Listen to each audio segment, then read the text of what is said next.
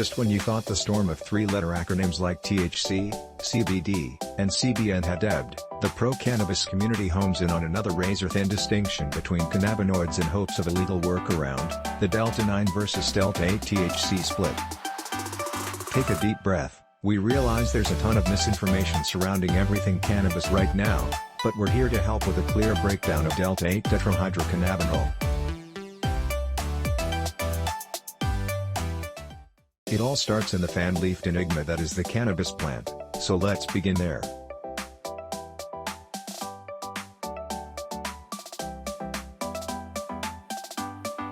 What is Delta-8 THC?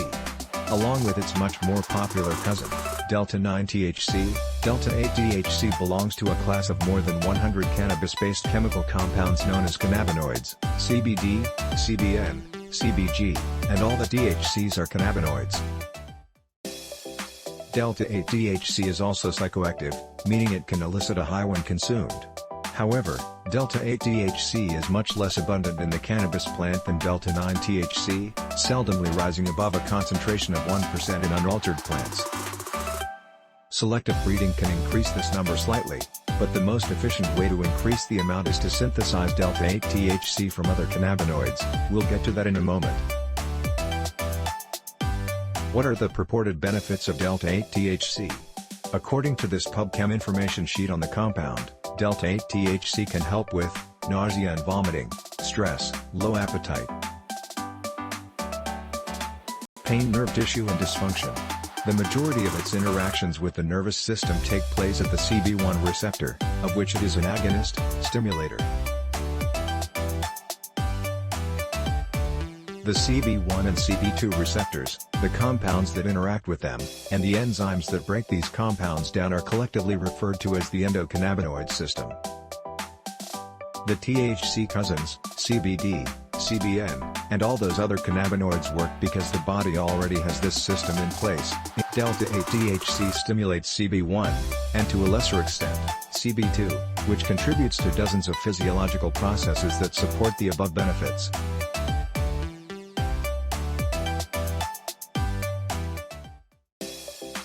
Delta-8 THC side effects. Lighthearted pop culture references aside, Delta-8 THC side effects can potentially progress beyond the munchies.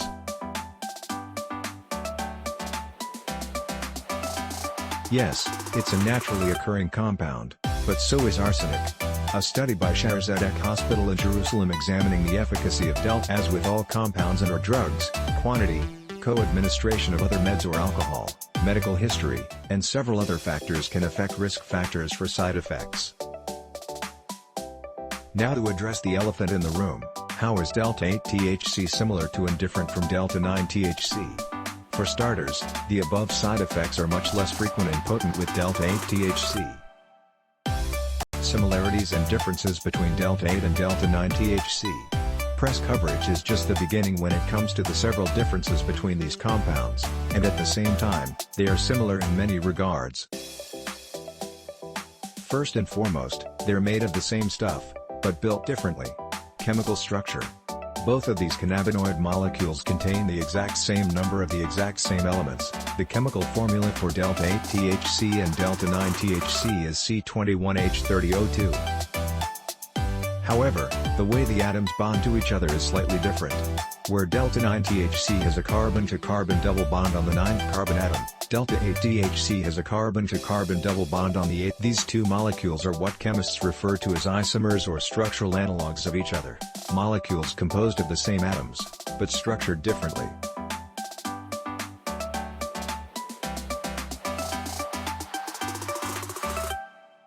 Though this difference seems tiny, it actually gives Delta-8 THC more stability, increasing the molecule's shelf life and resistance to oxidation.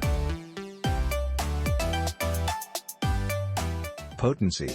In addition to being far less abundant than Delta-9 THC, Delta-8 is also significantly less potent. Its interactions with both CB1 and CB2 receptors elicit smaller responses, e.g., pain-controlling effects, anti-nausea effects, etc., than Delta-9 THC.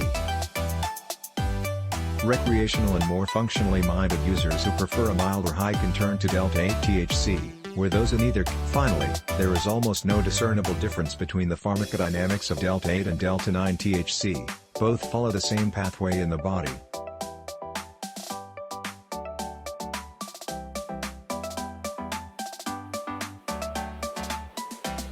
This means that they interact with the same receptors, CB1 and CB2, get metabolized by the same liver enzymes, and are excreted in the same way.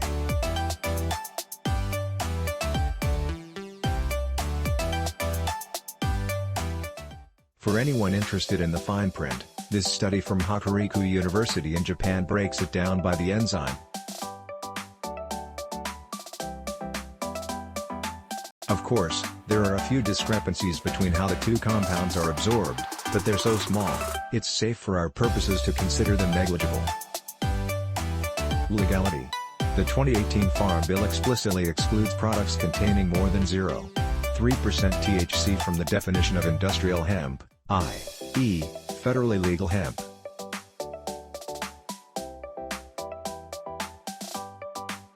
Despite its functional and structural similarity to delta-9, delta-8 THC is not explicitly outlawed by this legislation.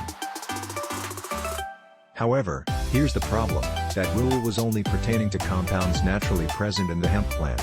In the case of delta-8, from an interim final rule enacted in August of 2020 by the DEA states that the AIA, Farm Bill, did not impact the control status of synthetically derived tetrahydrocannabinols because the statutory definition of hemp is limited to materials that are derived from the plant Cannabis sativa L. The rule went on to expand, all synthetically derived tetrahydrocannabinols remain Schedule I controlled substances. In other words, the substance itself is technically federally legal in its own right, but the process used to synthesize it renders it illegal. If you've skimmed to the bottom in hopes of a TL/DR breakdown, you're in luck. Here's your bite-sized introduction to delta-8 THC, including its similarities and differences to delta-9 THC. Composition. The chemical formula for delta-8 THC, C21H30O2, is the exact same as delta-9 THC, but the two molecules differ in the location of a carbon-carbon double bond. Stability and potency. Though delta-8 THC is less potent than delta-9 THC in all regards, feeling high and experiencing health benefits, its structure allows for greater stability, meaning it can last longer and endure more absorption. Both delta-8 THC and delta-9 THC follow almost the exact same pathway in the body, interacting with the same receptors and enzymes. Legality. While delta-8 THC is technically not a Schedule I controlled substance like THC containing marijuana, the process of synthesizing it, as is required to achieve therapeutic quantities, lumps it in with Schedule I substances. That's one misrepresented cannabinoid down, 100 more to go.